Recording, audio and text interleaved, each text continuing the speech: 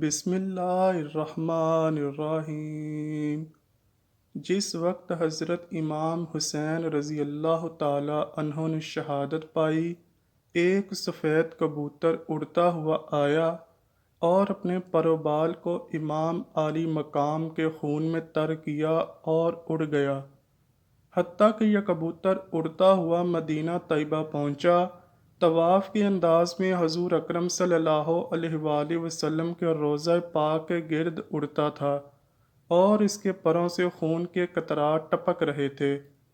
اہل مدینہ اس کی یہ کیفیت دیکھ کر حیران تھے کہ معاملہ کیا ہے، اور جب چند دنوں کے بعد انہیں امام عالی مقام کی شہادت کی خبر ملی تو انہوں نے سمجھا کہ سب سے پہلے ظاہری طور پر امام عالی مقام کی شہادت کی خبر بارگاہ رسالت صلی اللہ علیہ وآلہ وسلم تک پہنچانے کے لیے یہ کبوتر حاضر ہوا ہے۔ بزرگوں نے ارشاد فرمایا کہ سرخ رنگ کے جو کبوتر پائے جاتے ہیں وہ اس کبوتر کی نسل سے ہیں۔ کنز الغرائب کے حوالے سے صاحب روضۃ الشہداء لکھتے ہیں، ایک یہودی تھا، اس کی لڑکی ظاہری شکل و صورت میں بہت اچھی تھی، لیکن اچانک وہ نابینا ہو گئی اور ہاتھوں اور پیروں میں کوڑ کا مرض ہو گیا۔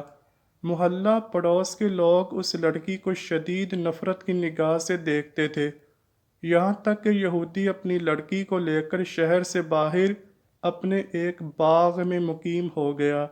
دن بھر شہر میں کاروبار کرتا، شام کو باغ میں لڑکی کے پاس آ جاتا۔ ایک دن اتفاق ایسا ہوا کہ یہودی کاروبار میں اتنا مصروف ہوا کہ شام کو باغ میں واپس نہ آ سکا۔ لڑکی نے تنہا ایک درخت کے نیچے رات گزاری۔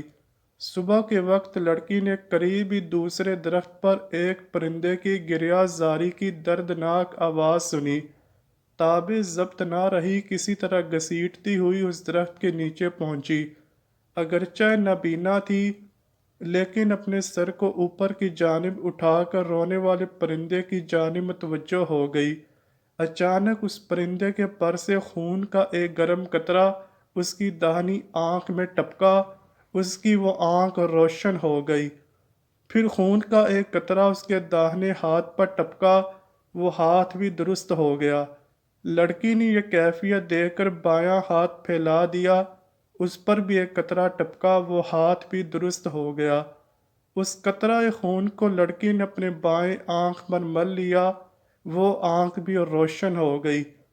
اس کے بعد لڑکی نے چند قطروں کو اپنے ہاتھ پر لے کر پورے بدن پر مل لیا، جس سے وہ پوری طور پر صحت یاب ہو گئی، گویا کوئی مرض تھا ہی نہیں۔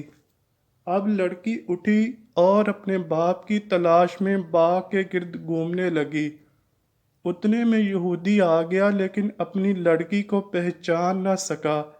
اجنبی عورت سمجھ کر پوچھنے لگا، اے عورت، تو کون ہے؟ میں اس باغ میں اپنی ایک اپاہج لڑکی کو چھوڑ کر گیا تھا، تجھے کچھ اس کا حال معلوم ہے؟ وہ کہاں گئی؟ کیونکہ باغ میں اسے میں جہاں چھوڑ کر گیا تھا وہاں وہ نظر نہیں آ رہی۔ لڑکی نے کہا، اے باپ، تو نے مجھے نہیں پہچانا، میں ہی تیری وہ اپاہج لڑکی ہوں جسے تو باغ میں چھوڑ کر گیا تھا۔ یہودی انتہائی خوشی میں بے ہوش ہو گیا۔ کچھ دیر کے بعد جب اسے ہوش آیا تو لڑکی نے سارا واقعہ بیان کیا اور یہودی کو اس درخت کے نیچے لے آئی جس پر وہ پرندہ ابھی تک بیٹھا گریہ زاری کر رہا تھا۔ یہودی نے اس پرندے کی جانب مخاطب ہو کر کہا، اے مبارک پرندے، تیری گریہ زاری کا سبب کیا ہے اور تیرے پروں سے ٹپکنے والے یہ خون کے قطرات کیسے ہیں جن سے ایسی برکات کا ظہور ہوا ہے؟ اللہ پاک نے اس پرندے کو قوت گویائی عطا فرمائی۔ اس نے بحکم الہی کلام کیا، اے یہودی، ہم پرندوں کی ایک جماعت فلاں جنگل میں رہتی تھی۔ ہمارا معمول تھا کہ صبح اپنے گھونسلوں سے اڑ کر اطراف و جوانب میں چلے جاتے اور دانہ پانی حاصل کرنے کے بعد دوپہر تک اپنے گھونسلوں میں واپس آ جاتے، اور جس نے جو کچھ کھایا پیا ہوتا آپس میں ایک دوسرے کو خبر دیتے۔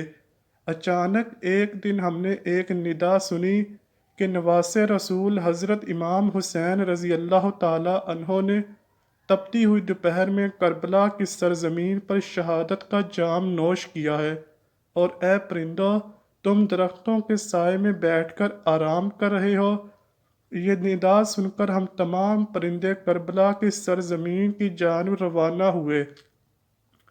جس وقت ہم وہاں پہنچے تو دیکھا کہ جگر گوشہ رسول حضرت امام حسین رضی اللہ تعالیٰ عنہ شہید ہو چکے ہیں۔ ان کے جسم شریف سے ابھی تک تازہ خون جاری ہے۔ یہ کیفیت دیکھ کر تمام پرندے گریہ زاری میں مشغول ہو گئے۔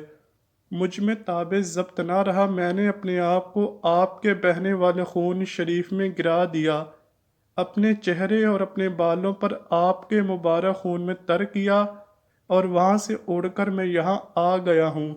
یہ اسی خون شریف کے پاکیزہ قطرات ہیں جو میرے پروں سے ٹپک رہے ہیں، اور اس خون شریف کے مبارک قطرات جہاں بھی ٹپکتے ہیں وہاں خیر و برکت کا ظہور ہوتا ہے۔ پرندے کی زبان سے یہ گفتگو سن کر یہودی نے کہا، اگر امام حسین رضی اللہ تعالی عنہ کے نانا جناب محمد رسول اللہ صلی اللہ علیہ وآلہ وسلم حق پر نہ ہوتے تو ان کے نواسے امام حسین رضی اللہ تعالی عنہ کے خون پاک کے قطروں سے ایسی خیرات و برکات کا ظہور نہ ہوتا، اور میری اپاہج لڑکی کو شفا نہ ملتی۔ چنانچہ یہودی اپنے پورے گھر کے ساتھ مشرف با اسلام ہو گیا، اور جب بھی کبھی کوئی اس کے اسلام لانے کی وجہ پوچھتا تو اس واقعے کو بہت تفصیل سے بیان فرماتا۔